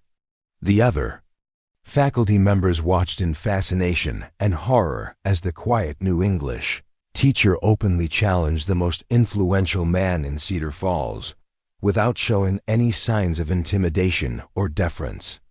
"Young lady, you seem to have a serious misunderstanding about your position in this community," Robert said, his voice dropping to the dangerous tone that he probably used when threatening business competitors or political opponents. "This isn't whatever liberal fantasy world you came from. This is Cedar Falls, Ohio, and things work differently here." Principal Hayes attempted to intervene with obvious desperation. "Perhaps we should schedule individual meetings to address specific concerns, rather than continuing this discussion in a general faculty forum." "No," Robert replied firmly, his attention remaining focused on Sarah with laser-like intensity. "I think it's important for everyone to understand exactly what happens when people refuse to respect the collaborative relationships that keep this community functioning effectively." Sarah recognized the threat for what it was. Robert Thompson was about to demonstrate his power by humiliating her in front of her colleagues, probably expecting her to capitulate under pressure rather than risk further escalation. What he didn't understand was that she had been documenting his family's criminal activities for 3 weeks and was prepared for exactly this kind of confrontation. "Mr. Thompson, I understand that your family has significant influence in this community, but that influence doesn't extend to dictating how faculty members perform their professional responsibilities or treat students who need protection from harassment." The room fell silent as Sarah's words hung in the air like a declaration of war. She had just explicitly challenged Robert Thompson's authority in front of witnesses, using language that left no room for misinterpretation about her willingness to continue opposing his family's abuse of power. Robert Thompson's expression transformed from anger to cold calculation as he realized that Sarah Mitchell was not going to be intimidated by conventional pressure tactics. His next words were delivered with the precision of someone who had spent decades using institutional leverage to destroy opponents who threatened his interests. "Miss Mitchell, I think this conversation has revealed some fundamental incompatibilities between your approach to education and this community's values. Perhaps it would be best for everyone if you considered seeking opportunities elsewhere that might be more aligned with your particular philosophy." "Are you suggesting that I resign?" Sarah asked, her voice maintaining perfect calm, while internally she prepared for whatever escalation might follow. "I'm suggesting that people who can't work collaboratively with community stakeholders often find themselves unhappy and unsuccessful in positions that require such collaboration," Robert replied with the smooth delivery of someone who had made similar threats countless times before. Sarah stood up slowly, her movement drawing the attention of everyone in the room as they sensed that something significant was about to happen. Her military training had taught her to recognize the moment when diplomatic solutions became impossible and direct action became necessary. "Mr. Thompson, I want to make something very clear to you and everyone else in this room," Sarah said, her voice carrying a new tone of authority that caused several faculty members to sit up straighter in their chairs. "I came to Riverside High School to teach literature and help students develop critical thinking skills. I didn't come here to participate in some feudal system where wealthy families get to dictate educational policy through intimidation and threats." Robert's eyes narrowed as he realized that Sarah was not only refusing to back down, but was actively escalating the confrontation in ways that he hadn't anticipated. His usual tactics of economic pressure and social isolation weren't working against someone who appeared immune to conventional forms of community coercion. "Furthermore," Sarah continued, her voice gaining strength as she transitioned into full combat mode, "I want everyone to understand that harassment of students, intimidation of faculty members, and corruption of educational institutions are not community values that deserve respect. They're criminal behaviors that deserve prosecution." The accusation of criminal activity caused several faculty members to gasp audibly, while Principal Hayes looked like he wanted to disappear through the conference room floor. Robert Thompson's face went through a series of color changes as he processed the implications of being accused of criminal conduct in front of multiple witnesses. "You have absolutely no idea what you're talking about," Robert said, his voice shaking with barely controlled rage. "And you have no idea what kind of consequences you're inviting by making that kind of accusation against my family. Actually, Mr. Thompson, I know exactly what I'm talking about," Sarah replied with the calm confidence of someone who possessed documentary evidence of the crime she was alleging. "And I'm not intimidated by threats from people who think their money makes them untouchable." Robert Thompson's self-control finally snapped completely. In a move that demonstrated either complete loss of judgment or absolute confidence in his impunity, he lunged forward and grabbed the front of Sarah's blouse with both hands, clearly intending to physically intimidate her through aggressive contact. "You listen to me very carefully," Robert snarled, his face inches from Sarah's as he tightened his grip on her clothing. "Nobody talks to me that way in my town, especially not some nobody teacher who doesn't understand how things work around here." What happened next was captured in perfect detail by the recording device in Sarah's jacket and would later become crucial evidence in multiple criminal prosecutions. Robert Thompson's aggressive grab had caused Sarah's blouse to tear at the shoulder, exposing part of her Navy SEAL tattoo that she had kept carefully hidden beneath professional clothing. The partial visibility of military insignia on Sarah's shoulder caused Robert's expression to shift from rage to confusion as he began to suspect that he might have seriously misjudged who he was dealing with. But his grip on her torn blouse prevented him from backing away gracefully, leaving him committed to a physical confrontation with someone whose actual capabilities he was only beginning to understand. Sarah's response was measured and precise, designed to neutralize the immediate threat while providing maximum evidentiary value for the recording device that was capturing every moment of the encounter. She applied a joint manipulation technique that caused Robert to release her blouse immediately while simultaneously positioning him in a way that prevented further aggressive action. "Mr. Thompson," Sarah said calmly, maintaining control of his wrist while speaking in the same professional tone she might use to discuss homework assignments. "You just committed assault and battery against a faculty member in front of multiple witnesses. You also damaged my personal property and created a hostile work environment through explicit threats and intimidation." Robert Thompson found himself in the unprecedented position of being physically controlled by someone he had assumed was helpless against his superior social position and economic influence. The realization that Sarah possessed professional-level combat skills was obviously causing him to reassess everything he thought he knew about their confrontation. "Moreover," Sarah continued, her voice gaining an edge that suggested she was just getting started, "your behavior today has demonstrated exactly the kind of criminal mindset that has allowed your family to corrupt educational institutions and terrorize vulnerable students for years." She released Robert's wrist and stepped back, leaving him standing in front of the assembled faculty with his shirt disheveled and his authority completely shattered by the demonstration that physical intimidation was not an effective tactic against someone with Sarah's background and training. "Ladies and gentlemen," Sarah addressed the room while Robert struggled to regain his composure, "what you've just witnessed is how the Thompson family maintains control over this school district. They use threats, intimidation, and when necessary, physical assault to silence anyone who challenges their abuse of power." The faculty members stared in stunned silence as Sarah continued her exposition, her torn blouse revealing enough of her military tattoo to suggest that the quiet English teacher possessed a background that explained her immunity to conventional forms of intimidation.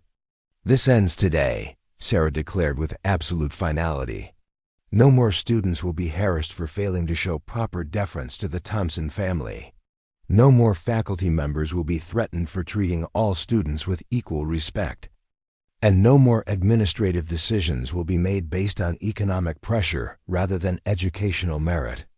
Robert Thompson finally found his voice, though it lacked the commanding authority he had displayed at the beginning of the meeting. "You have no idea what you've just done," he said weakly. "This community will never accept what you're trying to impose on us. Mr. Thompson, this community is about to learn that wealth and political connections don't provide immunity from criminal prosecution." Sarah replied, "Your family's reign of terror over Riverside High School is finished." Principal Hayes attempted to restore some semblance of order to the proceedings. "Perhaps we should adjourn this meeting and schedule individual conferences to address these concerns through appropriate administrative channels." "Actually," Sarah said, reaching into her jacket to produce the recording device that had captured everything that had just occurred, "I think law enforcement should be the appropriate channel for addressing criminal assault and institutional corruption." The sight of the recording device caused Robert Thompson's face to go completely pale as he realized that his loss of control had been documented in detail, sufficient to support serious criminal charges. His attempt to intimidate Sarah through physical aggression had instead provided her with irrefutable evidence of exactly the kind of behavior that state investigators needed to build their case. "You've been recording this meeting?" Robert asked, his voice cracking with the stress of understanding how completely his intimidation strategy had backfired. "Mr. Thompson, documenting threats and harassment is a reasonable precaution for someone whose safety has been threatened by your family multiple times," Sarah replied. "This recording will be turned over to appropriate authorities, along with other evidence of your family's criminal activities." The revelation that Sarah possessed additional evidence beyond the current incident caused Robert to stumble backward as he began to comprehend the full scope of the legal jeopardy he had created for himself and his family through years of unchecked abuse of power. "This isn't over," Robert said desperately, though his voice carried none of the confidence that had characterized his earlier threats. "You're absolutely right," Sarah agreed. "It's not over. It's just beginning. But from this point forward, your family will be dealing with law enforcement officers and federal prosecutors rather than intimidated teachers and frightened students." As Robert Thompson fled the conference room in complete defeat, Sarah turned to address her colleagues who were still processing what they had witnessed. The quiet English teacher had just single-handedly destroyed the power structure that had controlled their professional lives for years, using a combination of moral courage and physical capability that none of them had suspected she possessed. "Mrs. Wells," Sarah said to her mentor, whose expression suggested she was still trying to reconcile the mild-mannered new teacher with the woman who had just neutralized the most powerful man in Cedar Falls, "I think we should notify the superintendent that today's faculty meeting documented some serious policy violations that require immediate administrative attention." Over the following weeks, the evidence that Sarah had gathered during her cooperation with the Ohio Bureau of Criminal Investigation would result in federal indictments for corruption, witness intimidation, and civil rights violations that would send Robert Thompson and several associates to federal prison for significant sentences. Jake Thompson would transfer to a private school in Columbus, where he would spend his senior year learning leadership skills that didn't depend on his family's wealth and influence. His transformation from institutional bully to genuine student leader would become a model for other young people struggling to define themselves outside of toxic family dynamics. Derek Thompson and Ryan Walsh would face assault charges related to their parking lot ambush, receiving sentences that included community service at organizations serving victims of bullying and harassment. The experience would force both of them to confront the consequences of their actions in ways that their previous privilege had never required. Emily Chun would thrive in the new environment at Riverside High School, eventually earning a full scholarship to Ohio State University, where she would study education and return to Cedar Falls as a teacher committed to ensuring that no future students would face the kind of intimidation that had once characterized her daily experience. Detective Martinez would receive commendations for her investigation that exposed systematic corruption across multiple Ohio communities, leading to reforms and oversight procedures that would prevent similar abuse in the future. And Sarah Mitchell would continue teaching literature at Riverside High School, her true background now known to students and colleagues, who understood that sometimes the most effective teachers were those who had faced real-world challenges that gave them perspective on the importance of courage, integrity, and standing up for those who couldn't protect themselves. The torn blouse that had revealed her military service would be preserved as evidence in the federal case, but more importantly, it had marked the moment when institutional bullying met someone whose training and character made them immune to intimidation and committed to justice regardless of personal cost. The transformation of Riverside High School from a place where wealth and influence determined treatment to an institution where every student could learn in safety and dignity would stand as testament to what could be accomplished when trained. Professionals chose to use their capabilities in service of protecting those who needed it most. Up next, you've got 2 more standout stories right on your screen. If this one hit the mark, you won't want to pass these up. Just click and check. Then out.